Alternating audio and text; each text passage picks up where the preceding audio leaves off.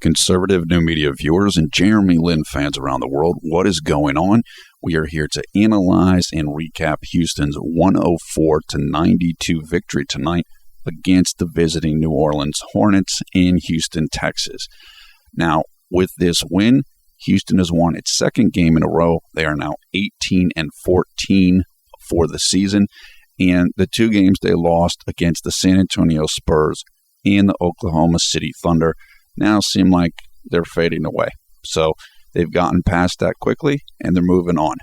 Also in this game, Jeremy got some payback against General Grievous Vasquez as part of the revenge tour.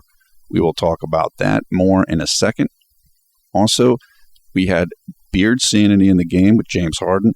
We had some Asik sanity, and we also had Patrick Patterson sanity. Harden had 31 points and 7 assists. Omer Asik had 21 points and 8 boards, and Patrick Patterson had 15 points, 10 boards off of the bench. Really played well. It's good to have him back from the injured foot that he had. He is really helping the team out a lot. Houston won this game. They were better in the clutch than the Hornets were, and Houston crushed the Hornets on points in the paint, meaning how many points each team scored in the lane area. Houston had 60 points in the paint. New Orleans only had 28. So that's clearly very lopsided. It's probably the biggest reason why Houston won this game.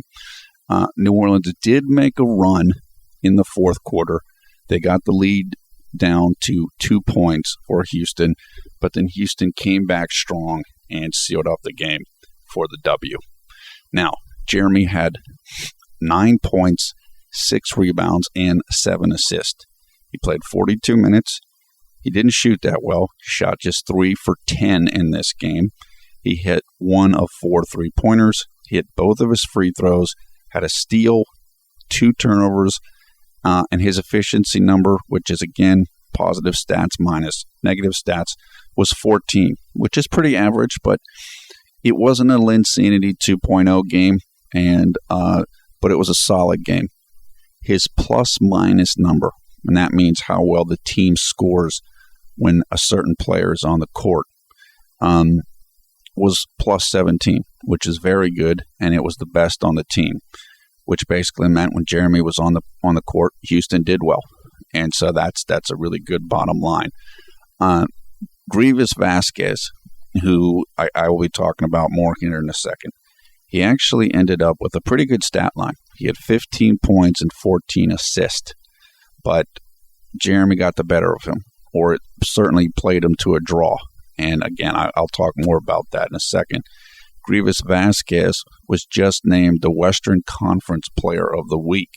So he came into this game with a lot of hype, and he outplayed Jeremy in the first meeting between these two teams, which Houston won 100-96 a few weeks ago.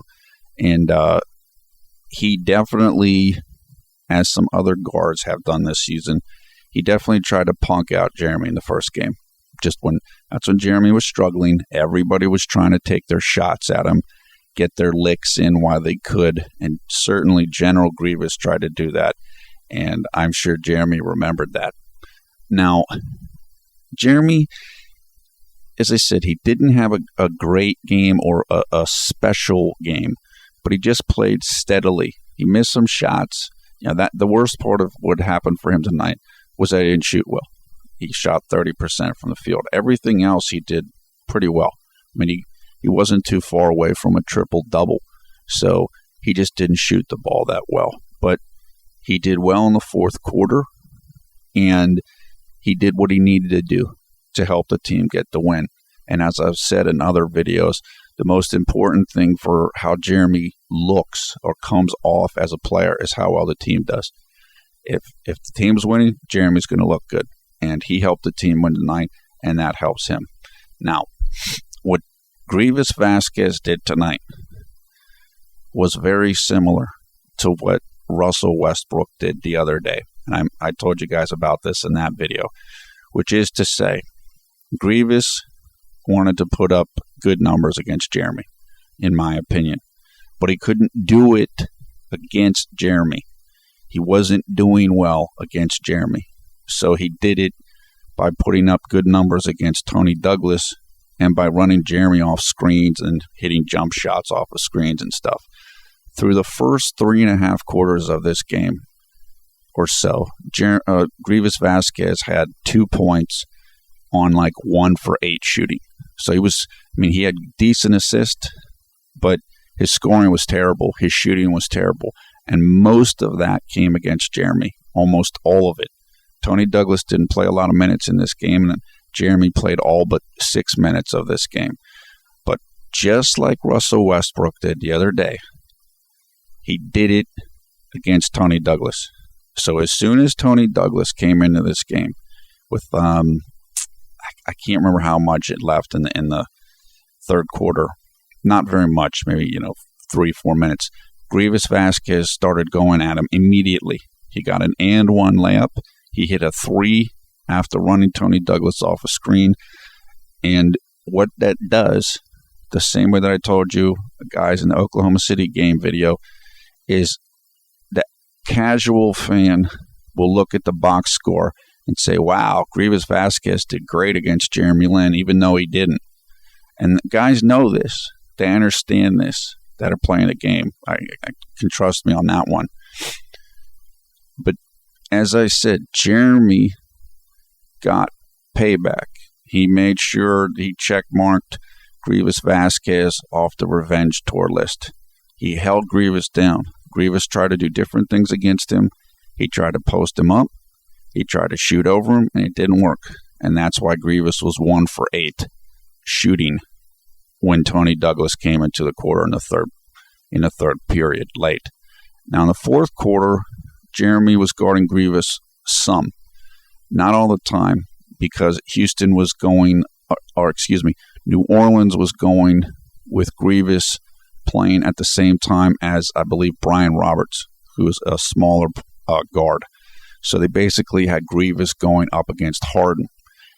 But there was a period of time in the fourth quarter where Grievous was going against Jeremy. He didn't do that much, but he did run Jeremy off a couple screens and hit some shots. So, again, it's exactly like the Russell Westbrook thing. He almost did nothing one-on-one against Jeremy, neither Russ or Westbrook or Vasquez. But they got a couple points here and there, but it's good to see. It's what, again, Jeremy's teaching these guys a lesson. The lesson is, you're not going to go off on me like you might have done before or like you think you can do. Everybody wants a piece of Jeremy now. But what he's teaching these guys, that's not going to happen. I'm going to stand up for myself. I know you guys are coming at me, and I'm not going to back down. So even though objectively looking at the stat sheet, General Grievous's numbers are better than Jeremy tonight, Jeremy got the better of him. And that's key. And both of the players know that. And that's really important. Again, as a player in the NBA, you got to get your respect. Because if guys think they can punk you out, they're going to punk you out. They'll keep punking you out until you get them to stop, until you show them that you're not going to take it and you can stop them. And that's what Jeremy did tonight. And that's why General Grievous is checked off of the revenge tour list, which is now down to, I think, just Jose Calderon, Westbrook, and Kevin Martin. And like I said, look, Kevin Martin and Westbrook play for Oklahoma City. They're one of the best teams in the league. It's not going to be easy for Jeremy to do great against those guys right now because their team is so good. But, he's clearly, as we've said, he's clearly on the other side of the tough beginning of the season. Yeah, this wasn't a Linsanity 2.0 game, but he still had 5 of the last 8 games have been Linsanity 2.0 games. Houston won tonight, and he got payback on General Grievous. So, all in all, it's a good night for Jeremy Lin. Also want to say that Harden helped out. Again, he kind of held General Grievous down as well, and I think he was probably doing that to help out Jeremy. So it's good. It's another instance, in my opinion, of where the team is helping out Jeremy. Like when they played against the Knicks, the team knew that's important for Jeremy. And so they played well and got it done. and that, kind of getting Jeremy's back, so to speak. I think James Harden did that tonight also against General Grievous for Jeremy Lin. Now, just going quickly through some quarter-by-quarter stuff, Jeremy didn't do tons of stuff through the first quarter of this game and even into the early of the second quarter. But in the middle of the second quarter, he had a really nice three-point shot, about 20 degrees off of the top of the key extended three-pointer. So about 20 degrees off of the top right. He had a great three-point shot. Going into halftime, again, nothing spectacular, but he was just playing a good, solid game. Early in the third quarter, he had a perfect pass to Marcus Morris. This was another one of these half-court, full-court type of passes that Jeremy is so good at.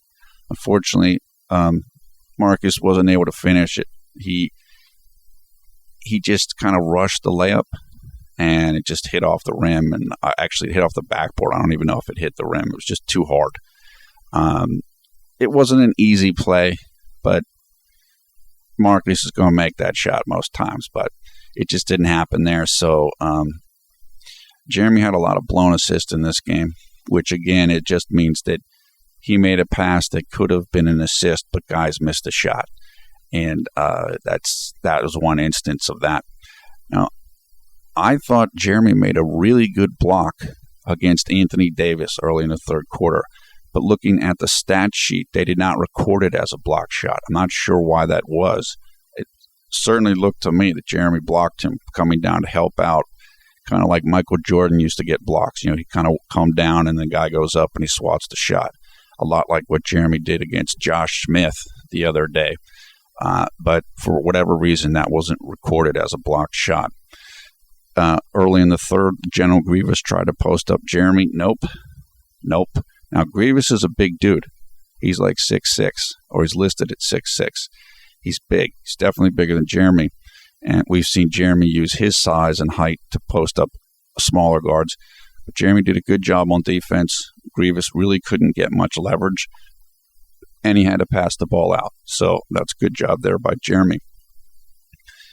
New Orleans started to double-team Jeremy in the third quarter, as we've seen other teams double-team Jeremy, meaning they're trying to get the ball out of Jeremy's hands. Now, why do you do that? You do that because you're afraid that the player with the ball is either beating you with shots or he's beating you with passes.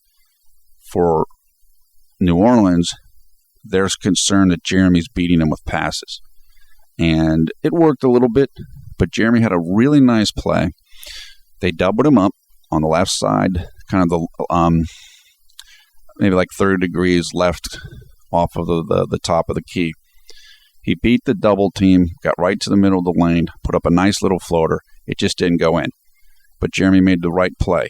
He reacted quickly to the double team, beat the double team, and got a good shot up. And that's one of the ways that you beat a double team. And so it was a very good play by Jeremy. General Vasquez was trying to be more physical with Jeremy in the third quarter, but Jeremy was giving it back to him. I could see it. Jeremy was slowing him down. This was particularly on offense. Grievous was trying to kind of push and, shove Jeremy around a little bit, but Jeremy was doing a good job standing up for himself and making sure that he slowed down Grievous on offense. Middle of the third quarter, Jeremy took Grievous Vasquez off the dribble. Nice pass back out to the perimeter. I don't think it resulted in anything, but he was able to get by Vasquez pretty easily. And as I told you guys earlier, as soon as Tony Douglas came in the game for Jeremy, Vasquez went right at him and started scoring immediately. And try to make the stats look a little bit better, but whatever. Early in the fourth, same thing. Grievous still lighting up Tony Douglas. Now, Jeremy came in, I can't remember exactly when he came in the fourth, but in the middle of the fourth quarter on, I think, consecutive possessions or very close possessions, Jeremy had two really nice assists. Both of them were down into the low post, and they both resulted in very easy layups. Really, really good. And it's just when New Orleans was starting to make a run in the game. So Jeremy again showing that he's Mr. Clutch, Mr. Fourth Quarter. Those were both great plays. Jeremy had a nice move right to the middle of the hoop, did that reverse pivot move where he stops, the guy runs by him, he pivots back, hit a little jump shot, worked really well.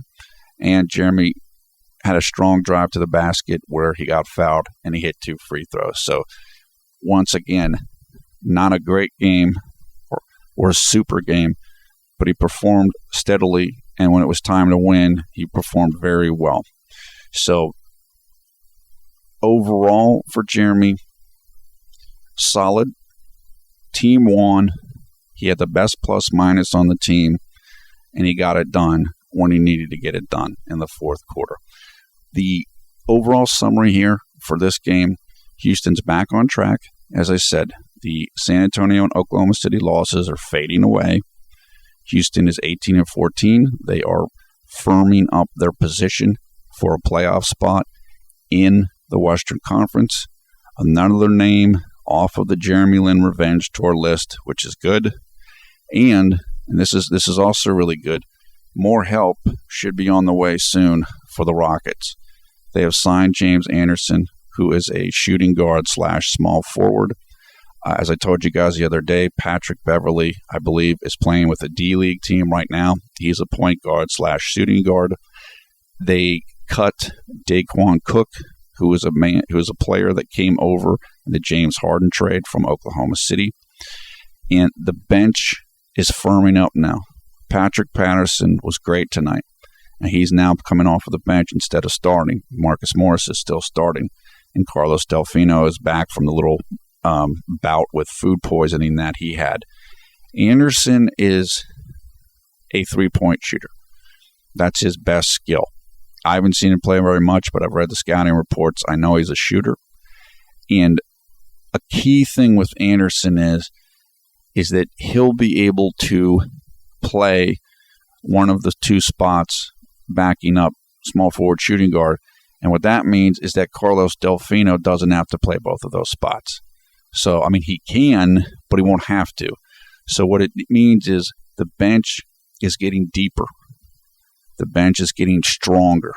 You're now going to have a true backup at all 5 positions. Tony Douglas at point guard, James Anderson at shooting guard, Carlos Delfino at small forward, Patrick Patterson at power forward, and Greg Smith at center. So people, I know somebody mentioned the other day in the comments, hey, what about the bench? What about the bench? Bench is getting stronger now. It's getting healthier, and Houston is adding players. And we'll see what happens with Patrick Beverley. And we'll see if he is able to perform well enough down at the D-League so that the team brings him up.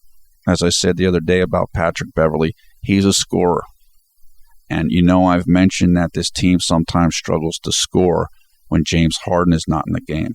So I'm sure they will take a serious look at Patrick Beverley. If they think that he can help them out, they'll bring him up. And that will make the bench even stronger if that happens. Now, one of our viewers from Hong Kong asked in the comments the other day, and I didn't get a chance to respond. They mentioned about an Amari Stoudemire trade and a trade for somebody else, and I can't remember who it is right now. My guess is that Houston's not going to do a lot of trades. They will, Morey will do a trade if he really thinks it'll help the team. But I think, if I had to guess, I think the front office of Houston is pretty happy with this team. This team is doing better than was expected for them. I can tell you that right now. The general prognosis or predictions for this team were not this good. People didn't think they were going to play this well. A lot of people did not think they were going to make the playoffs, and we're not going to have this good of a record. So my thinking is that Houston's probably not going to want to mess with it too much.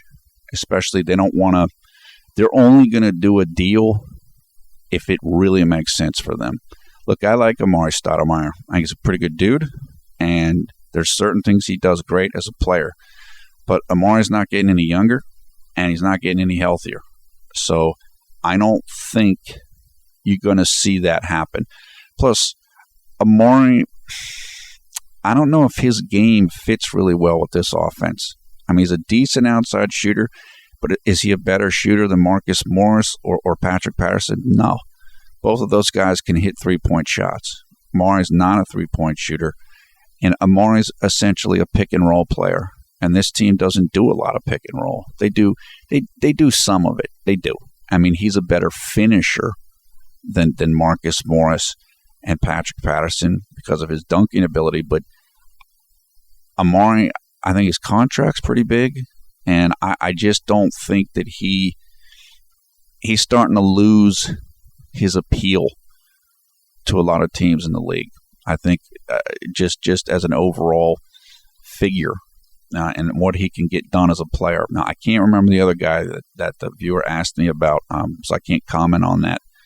I do think, again, overall, I think what Houston's plan is with this team is strengthen up the bench, give the team a little more time to come together, and the coaching staff. Let's see what this team can do, and then go from there.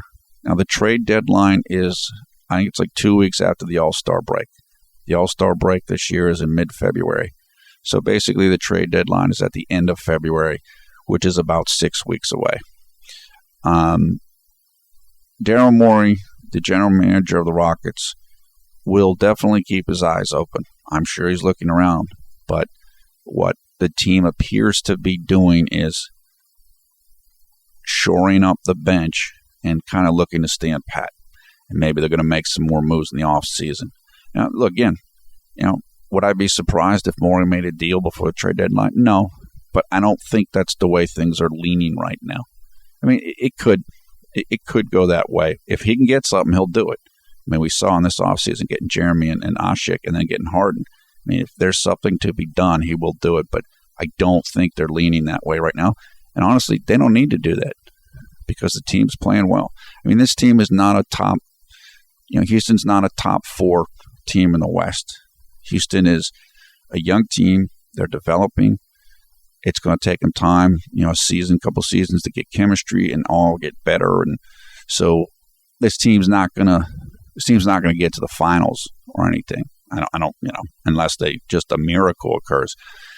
It's just a young team. You let them get better and better and better, and you add pieces here and there. So I just don't think that we will see the type of deal that you might see like Miami make. Miami might think they need to make a trade because they want to win another title. And, okay, we got to do something to get our rebounding better. That's where you're going to see a big-time trade. I don't think Houston's in that position right now, and I don't think they're thinking that way right now. My understanding is that Houston is going to have a lot of money in this upcoming offseason, maybe even enough to offer somebody another max contract. So I think that's when a deal is more likely to get done. So that's my take on that. Look, I'm very happy with the Rockets. They're performing great. And onwards and upwards. Jeremy's doing an excellent job. He is continuing to improve. He's playing much more consistently. His confidence is good. And like I said, tonight wasn't even that good of a game for him, but the team still won, and his efficiency number was 14. And like I said, the standard PER number, which is, again, that's a raw efficiency with a couple more calculations, which is pretty close to, it's especially for tonight and the way that the number of minutes Jeremy played, it's a pretty similar number. It's like an average number. That's like an average player. So even on his bad day tonight, he was still about average as far as the league goes. So great. We know he's basically into Linsanity 2.0 now. So a lot of nights he's going to have much better than today. But even today, when he didn't do that great, he still had a pretty good night. So I'm pleased. Team's doing great. And just looking forward to the next game. So that's it for now. Give us your comments below. Thumbs up, thumbs down on this video. We will include information in the video description below the video player for video highlights about this game, the box score of the game, and game stories. I am Paul F. Villarreal, the NBA expert. Thanks a lot for watching Conservative New Media. We strive to be the #1 Jeremy Lin YouTube fan channel. We will talk to you guys again soon. Hope everybody is having a great day or a great night wherever you are in the world. Take care.